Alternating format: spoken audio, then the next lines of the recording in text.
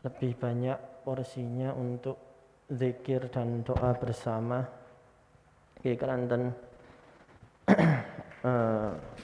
malam momen yang spesial nggih. Momen tahun baru Hijriah, tahun baru Islam. Jadi ada beberapa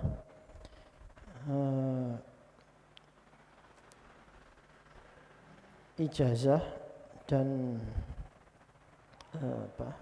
wirid hizib doa-doa itu dari kiai dan para ulama yang kita baca tadi, termasuk untuk sholawat atau hizib Tibbil Qulub itu yang diijazahkan oleh Gus Alif sekalian tadi dibaca.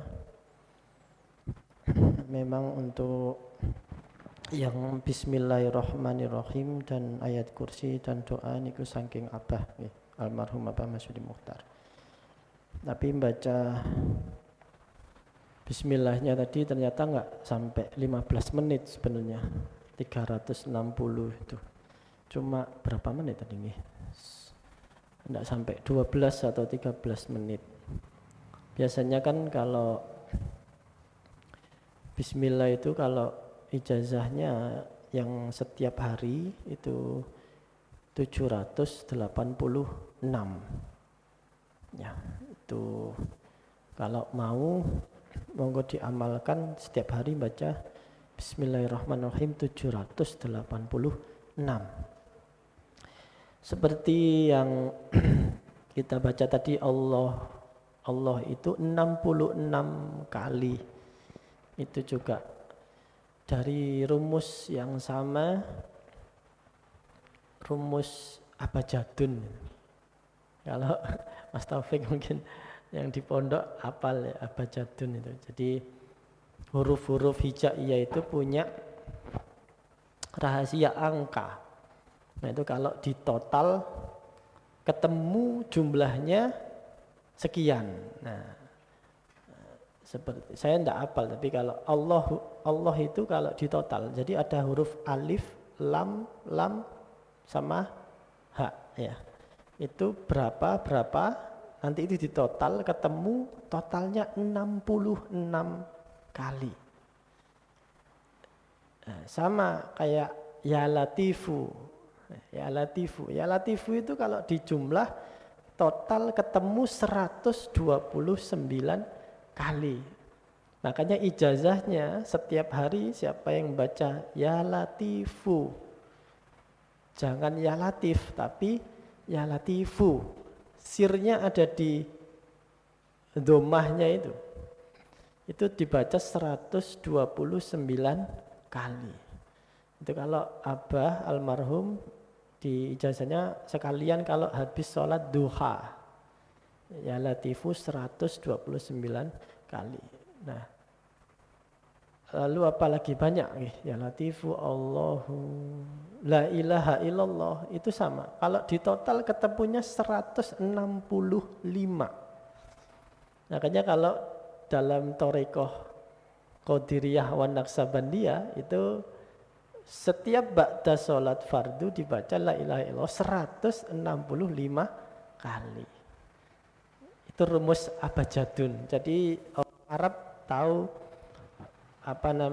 bahwa huruf-huruf hijaiyah itu mengandung angka-angka.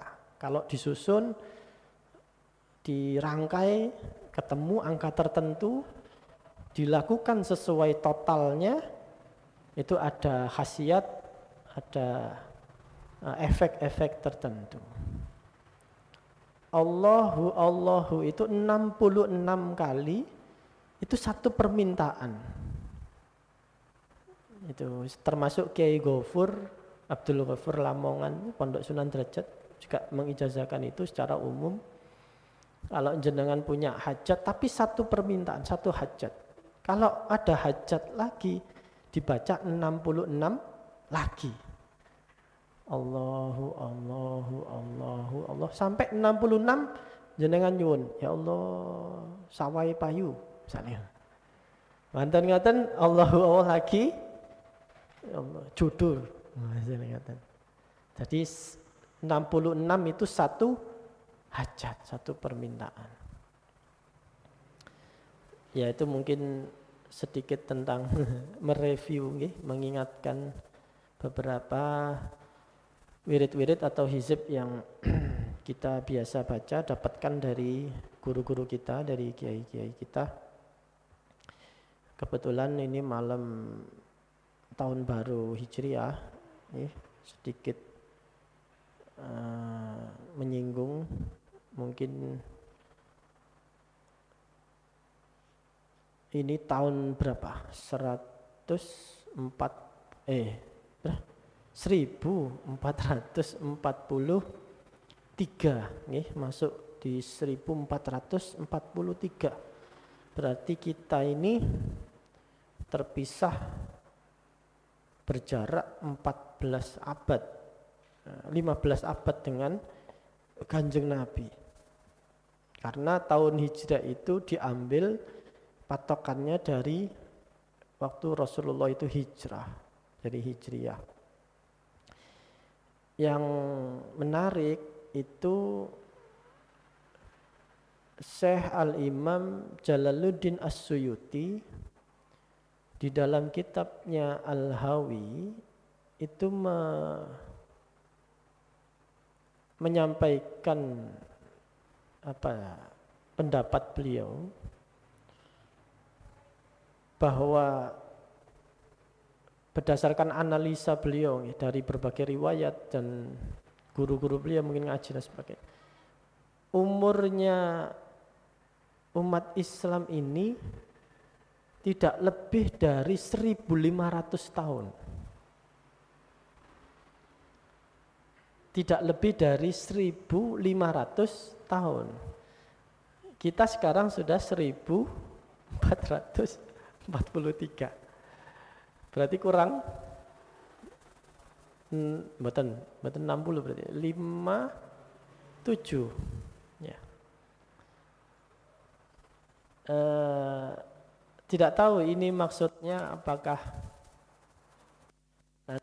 umurnya umat Islam dalam arti Islam akan mengalami kemunduran yang sangat drastis atau bagaimana, tapi ini banyak ya masyhur di kalangan para ulama bahwa Imam Jalaluddin As-Suyuti menyampaikan itu. Tapi kalau kita lihat memang semakin lama urusan agama ini kan semakin mundur ya. Imam Ghazali juga menyampaikan itu di dalam kitab Minhajul Abidin bahwa agama ini semakin lama semakin terpinggirkan. Lalu tembus juga dengan hadis Nabi bahwa umatku nanti di akhir zaman itu seperti memegang agama itu seperti memegang bara api. Kalau dilepaskan mati, tapi kalau dipegang tidak kuat panas. Nah, tetapi itu kan memang ijtihadnya Imam Jalaluddin As-Suyuti. Bisa jadi memang itu akurat atau mungkin itu hanya sebatas isyarah maknawi, ya tidak tahu, wallahu a'lam. Jadi katanya umurnya umat Islam ini tidak akan lebih dari 1.500 tahun. Wallahu a'lam, tapi kayaknya kula panjenengan enggak menang ya. umur pinten? Kula mawon umur 3 doso, kalau tambah 50 80 kayak ini mboten. Tambah malih sing langkung sepuh nggih. Selain hizib-hizib atau doa itu, As-Sayyid Muhammad bin Alawi Al-Maliki Al-Hasani itu juga mengijazahkan untuk tafaulan minum susu di setelah maghrib sampai subuh, intinya awal tahun. Niatnya untuk tafaulan. Ya, tafaulan itu melakukan sesuatu dengan tujuan mendapatkan kebaikan dari yang dilakukan itu tadi atau yang dikerjakan. Tafaulan ini banyak dasarnya hadis-hadis sunnah Kanjeng Nabi menyampaikan yang paling umum tafaulan dari Kanjeng Nabi adalah kalau kita besuk orang sakit untuk menyampaikan ke orang yang sakit itu jenengan pasti sembuh kok. Insya Allah mantun niki sembuh, mari ngene waras. Jadi tafaulan itu kalau bahasa sekarang itu seperti sugesti, mirip ya.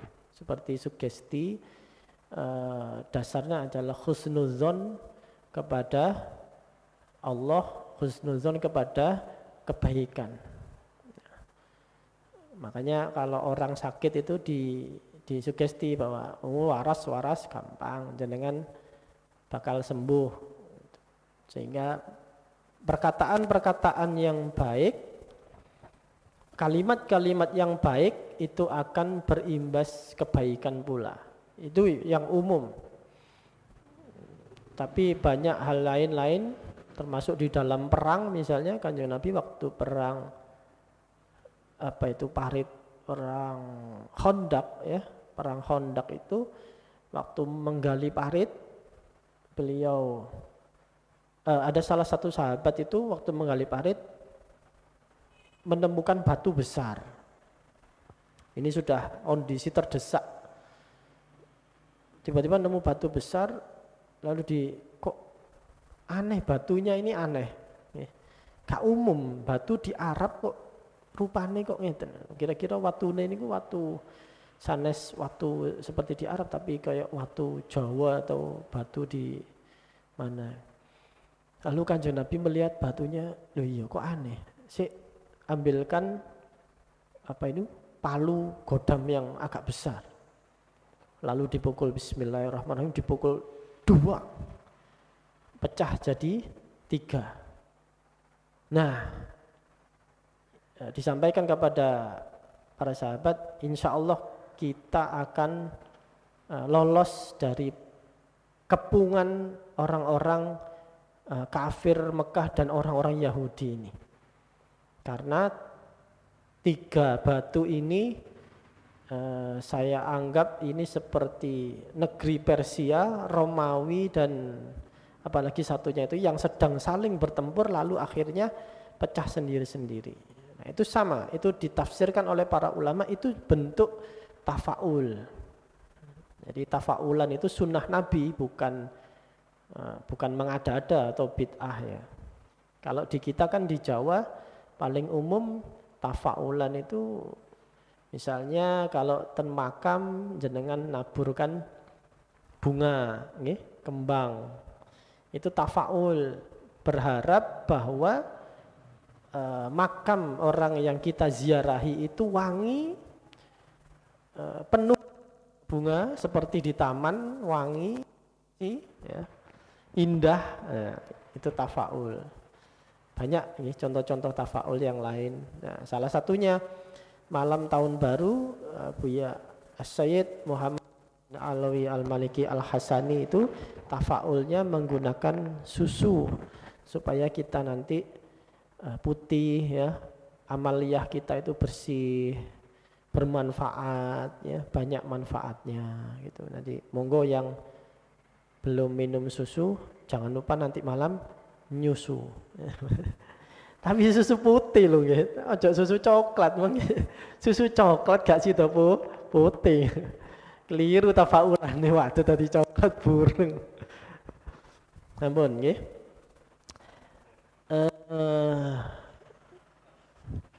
207, waduh ampun 8:30. Ngajine kedik mawon nggih. Ini kitab barukan ten Imam Ghazali.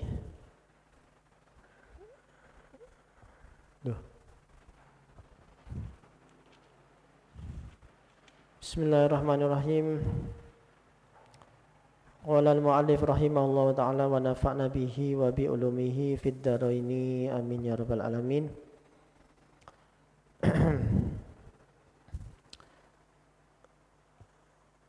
Wa qala Nabi sallallahu alaihi wasallam, baris ketiga. Ala unabbi'ukum bil faqihi kullal faqih. Qalu bala. Qala man lam yuqannitin nasa min rahmatillah wa lam yu'amminhum min makrillah wa lam yu'assihum min rawhillah wa lam yada'il Qur'an rahmatan anhu illa ma siwa wa lamma rawai Anas ibn Malik. Niki tasik nerangaken bab niki nggih kata-kata atau istilah di dalam ilmu agama itu mengalami pergeseran makna dari makna sesungguhnya yang biasa difahami oleh generasi Islam awal, para nabi, sahabat dan salafus soleh. Nah, yang pertama adalah istilah fikih. Fikih itu berubah maknanya. Kalau wingi sampun disampaikan. Niki dawuhipun Kanjeng Nabi, ala unabiukum ana ta ora nyritakake ingsun ing sira kabeh bil faqihi kelawan wong kang faqih pinter agama kullal faqih sekabehe faqih. Qalu padha matur sahabat bala inggih dawuh sapa kala dawuh sapa Rasulullah sallallahu alaihi wasallam man lam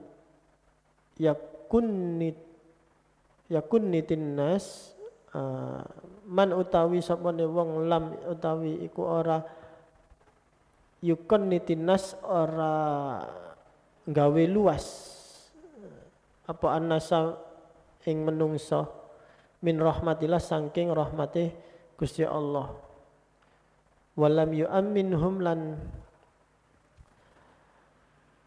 napa niki lan ora ndadekake sapa man ndadekake aman yu'ammin aman ora ndadekake aman hum ing menungso min makrillahi saking makarnya Allah atau tipuane Gusti Allah.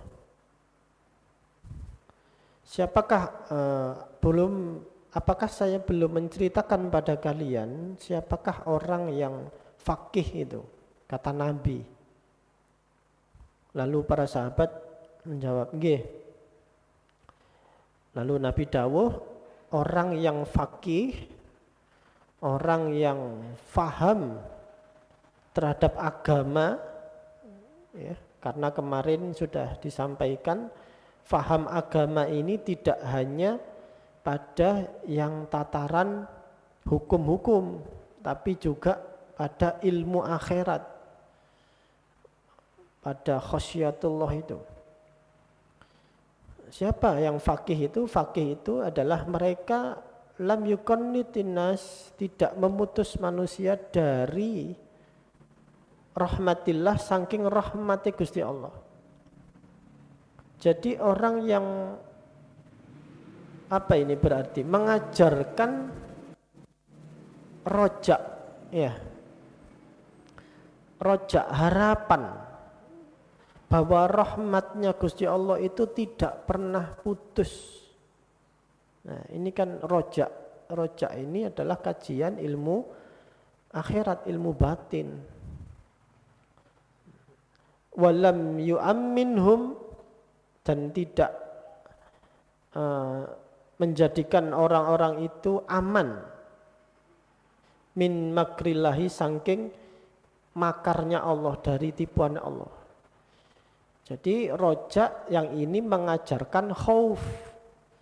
Jangan sekali-kali kita ini merasa bahwa kita aman kok dari adab, dari siksanya Allah. Jangan, ya. Kita tidak tahu bahwa kita ini sedang dalam suasana istidraj atau benar-benar diberi nikmat, itu tidak tahu. Ya, karena itu kan di dalam Al-Hikam itu disampaikan para wali-wali, orang yang arif billah itu justru ketika mendapat nikmat, rasa takutnya itu semakin tinggi, semakin meningkat.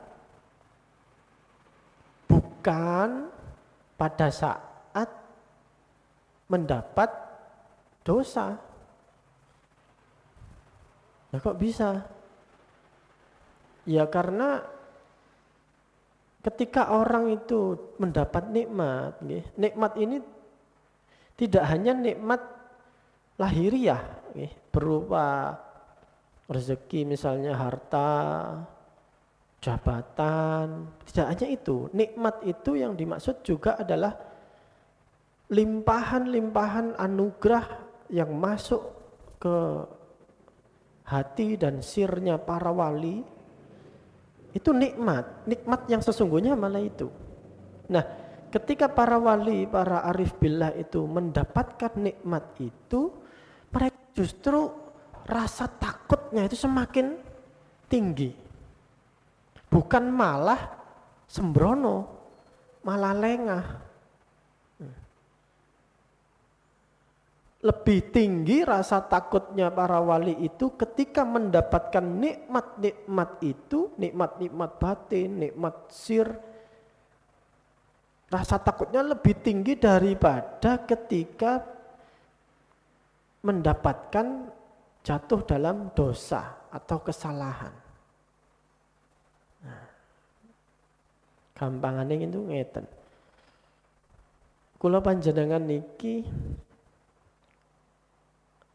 nek menapa nyetir mobil nggih. Ya, sing biasane nyetir mobil nek ten tol ya.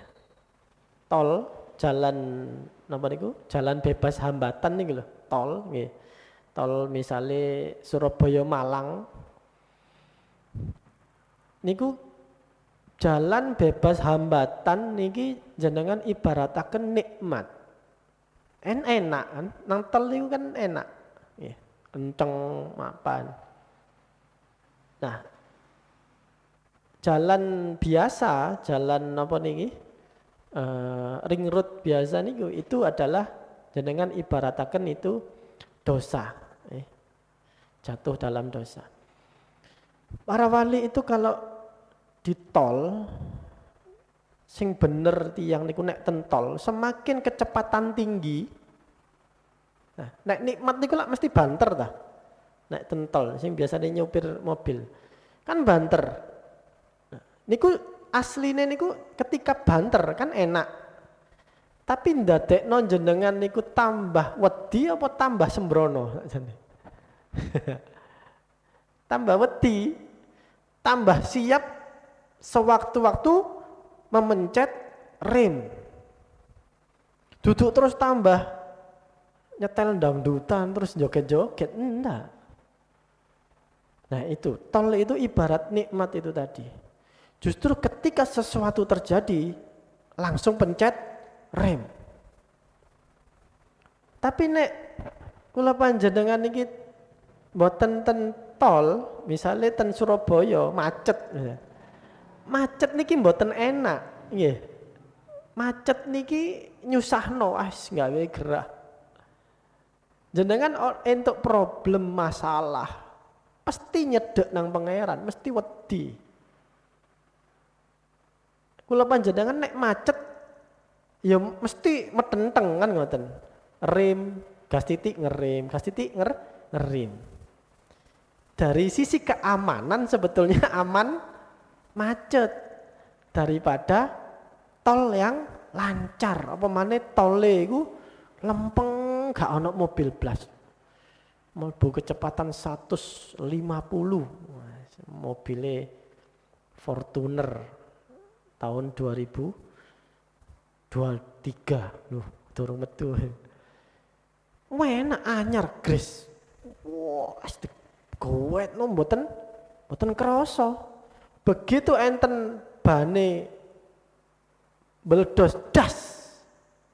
Ya napa? Fatal kan? Munting gak karu-karuan. Biasanya orang yang kecelakaan dengan kecepatan tinggi di tol itu langsung sedo. Biasanya ngoten. Ajur gak karuan. Nah, sami para wali itu ketika sudah taroki, ya, sudah meh wusul, itu tambah wedi. Uang ku lek tambah dukur tambah wedi, jenengan menek uwit tambah dukur, lek kudune tambah cekelan nggih. Lek tenisor santai. Wong menek klopo lan apa? Tambah wedi. Karena iki lek logur jebret ku tambah fatal. Nah, sama para wali itu ibarat di tol, semakin dia lancar, lu kok lancar ya? Lu 120 kecepatan, lu semakin pandangan semakin jauh. Nah, artinya apa? Para wali itu semakin hati-hati nih. Jangan-jangan ini hati-hati istidraj. Tetap istighfar tambah banter. Istighfar tambah akeh tambah banter. Duduk kok tambah terus sembrono alhamdulillah wis. Aku wis nok makom warok ya, santai wisan saiki. Kurang titik. Mboten. Nah, ini temriki gambarannya ngeten. Jadi kita itu kalau di tol kok tambah sembrono kecepatan tinggi niku berarti gak waras. Sami kata tiang menek wit kelopo tambah dukur kok tambah sembrono gak hati-hati logur wis. Beda kalau kita macet. Macet itu secara lahiriah mboten neco. Macet niku wah jenuh bosen nggih. Tapi dari sisi keamanan aman. Paling-paling nek nabrak nggih dul ngoten. Mboten ngantos nyatoni awak nggih. Kendaraannya pun paling mek beret biasa ngoten mawon. Tapi nek tentol kecepatan 150, 140, Masya Allah, nyawa taruhannya. Nah, sami para wali itu semakin nikmat itu semakin deras mengalir. Duduk kok tambah sembrono. Iki berarti pangeran iki wis plek ambek aku rek sayang mbak aku wis. Jos iki. Aku iki wis cepedek ambek pangeran iki. Boten tambah boten. Tambah hati-hati, tambah waspada, tambah dikire, tambah mempeng. Tambah muhasabah, tambah kenceng ngoten. Bukan kok malah rumangsa ujub wis. Dhewe iki lek ndonga iki wis wingi ndonga meneh wis teko iki lho kan. Niki mulai rada sembrono. Lah rek aku wingi sedekah 100.000. Lah seminggu loh pangeran balas aku 10 juta teko. Mas aku tokcer aku iki. Lho niki bahaya ini nih niki. Terus ten hadis niki bahwa di satu sisi jangan putus dari rahmat Allah, tapi juga jangan merasa aman dari siksanya Allah. Jangan, kita ndak tahu, jangan-jangan itu istidraj. Jangan-jangan dikabulkannya doa kita kemarin sik mambengi ndonga tahajud lah kok isuk wis kejadian iku ojo-ojo istidraj iku jebakan. Sak mantune niku kula panjenengan wis lali kalau Gusti Allah. Walam yu'assi walam lan ora gawe luas yu'ayyisum sapa man ing anas min rauhillah saking kanugrahane Gusti Allah. Tidak menjauhkan dari anugerahnya Allah. Walam yada'il Qur'an lan ora ninggal sapa iman Al-Qur'an ing Al-Qur'an. Rahbatan krana geting anhu saking Al-Qur'an. Ila ma siwahu marang barang kang sakliyane Al-Qur'an. Tidak pernah bosan terhadap Al-Qur'an. Para orang yang fakih itu berarti cirinya kata Nabi ya ini. Dia mengajarkan untuk selalu roja pada rahmatnya Allah, selalu husnudzon pada Allah. Dia juga ada khauf, ada khasyatullahnya. Jadi tidak melulu pada fatwa seperti yang disampaikan kemarin. Lalu ciri-ciri orang yang fakih itu adalah dia selalu mempelajari Al-Quran, tidak pernah jauh dari Al-Quran. Imam Syafi'i itu kalau beliau buntu ketika ijtihad, buntu apa ini? Kok gak iso ya? Ana hukum tertentu di mutolaah dianalisa kok buntu. Wah, itu langsung beliau baca Quran. Waktu masih di Baghdad, beliau baca Qurannya di makamnya Imam Abu Hanifah. Baca Quran, baca beliau kan hafal Quran ya. Jadi alim murojaah mah diwaca Quran, moro-moro selenting. Loh. Oh, ketemu hujahnya. Oh, ayat iki menerangkan iki, moro-moro muncul napa niki ide-ide gagasan ilham dari Gusti Allah itu saking baca Quran. Tidak ada orang-orang yang fakih, yang faham agama itu dia bosan atau bahkan benci pada Al-Quran itu mboten enten. Walamma rawai lan tatakalani cerita Anas bin Malik radhiyallahu an qauluhu ing dawuhe qauluhu sallallahu alaihi wasallam ing dawuhipun Kanjeng Nabi sallallahu alaihi wasallam la an aquda yakti utawi yen to aquda lungguh ingsun ma'a qaumin ing dalam sertane kaum yadhkurunallaha ta'ala kang padha zikir sapa kaum ing Allah Ta'ala min ghudwatin saking waktu isu-isuan ila tulu isyamsi hingga meleteke srengenge dari waktu subuh sampai isroknya tuluk iku ahabbu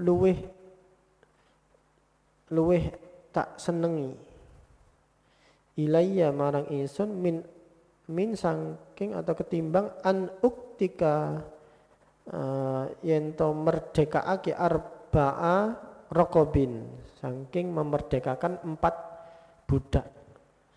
Jadi duduk-duduk di majelis zikir itu lebih saya cintai kata Kanjeng lebih dicintai daripada memerdekakan 4 budak. Qala dawu sapa Anas bin Malik faltafattu mongko melengok ila Zaidin marang ingsun marang Zaid Ar-Raqashi wa Ziyadin Namiri lan Ziyad An-Namiri. Wa qala lan dawu sapa Anas lam takun majalisu lam takun ora ana apa majalisun panggonan adzikri iku panggonan lungguh dzikir majelis dzikir iku misla majalisikum ngumpamani ngelungguhane sira kabeh. Bukankah yang dimaksud majelis zikirnya Rasulullah itu seperti majelisnya kalian Zaid Ar-Raqasi dan Ziyad An-Namiri. Bukankah seperti majelisnya kalian? Hadi iki majelis yakusu nyeritakake sapa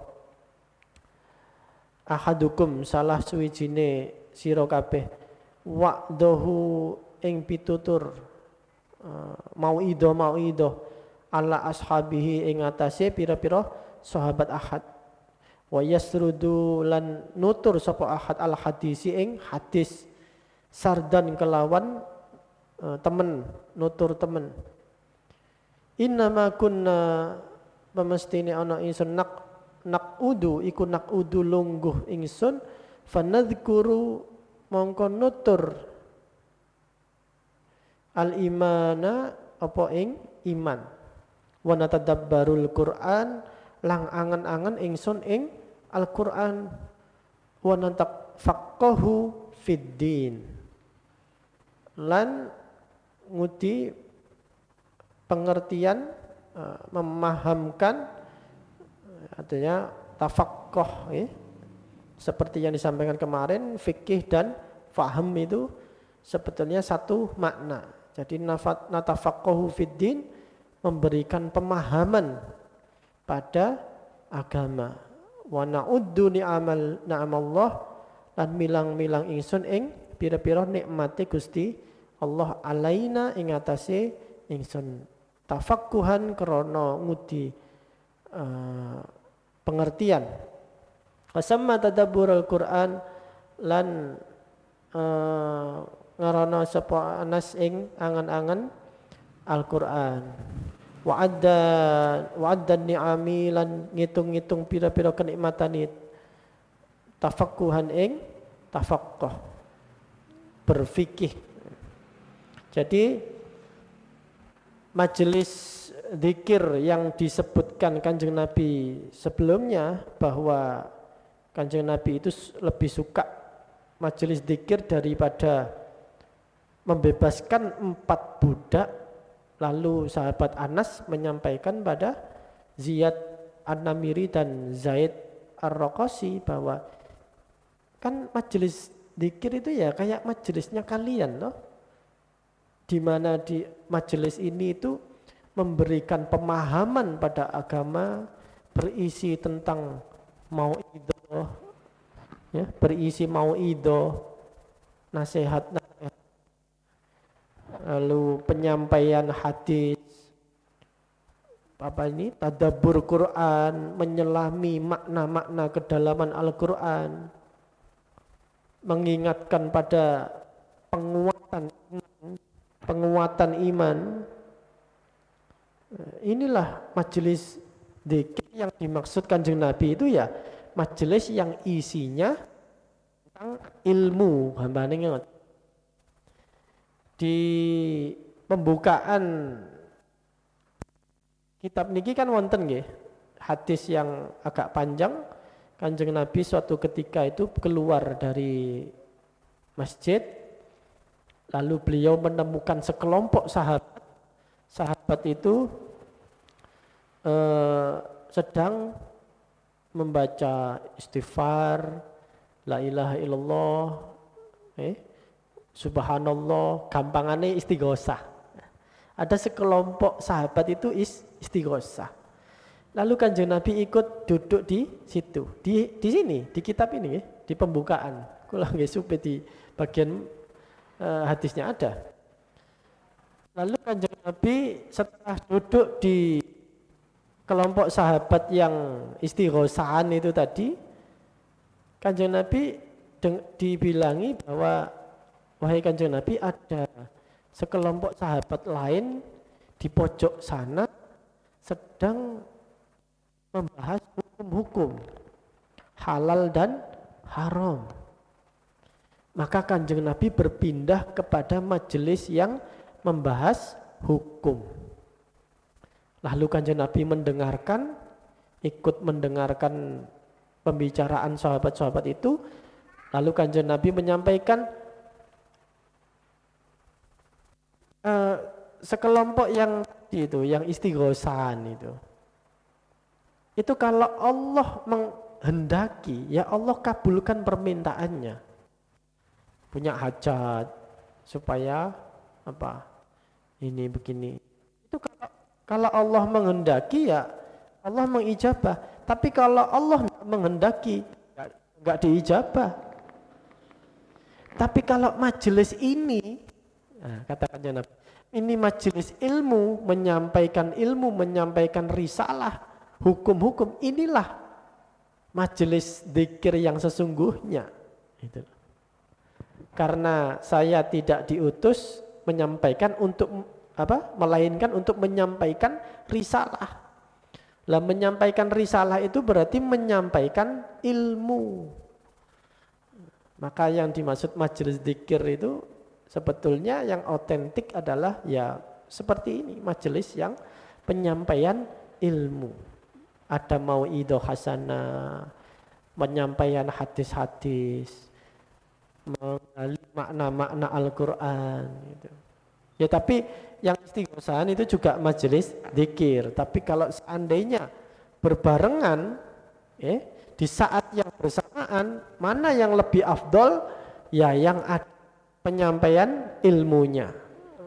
Maka itu setiap kali ada acara istighosah, sholawatan bersama, pastikan akhir acara ada mau'idhah hasanah supaya pas, supaya lengkap.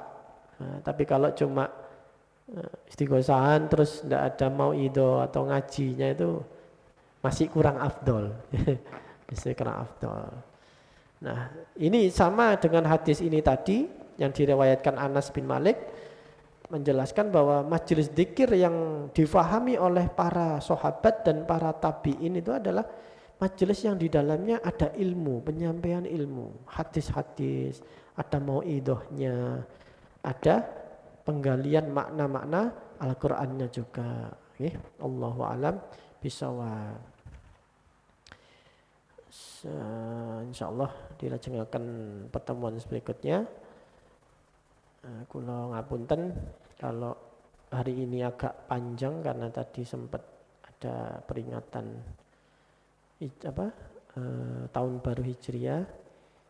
Ini tadi ngajinya juga sedikit tapi ya sak titik-titik kok setengah jam nggih. Karena tadi 8:30, ini jam 9. Monggo kirim Fatihah seperti biasa kepada guru-guru kita. Mugi ilmu kula panjenengan manfaat. Sampai disampaikan juga pahala yang apa yang kita jalankan ini kepada beliau-beliau, pada guru kita Pak Masyudi Mukhtar, kepada guru beliau, sampai kepada Kanjeng Nabi Muhammad, dan kelak kita akan dikumpulkan bersama beliau-beliau itu. Amin Allahumma amin. Ala hadiniyah wa ala kulli niyatin sholihah. Al-Fatihah.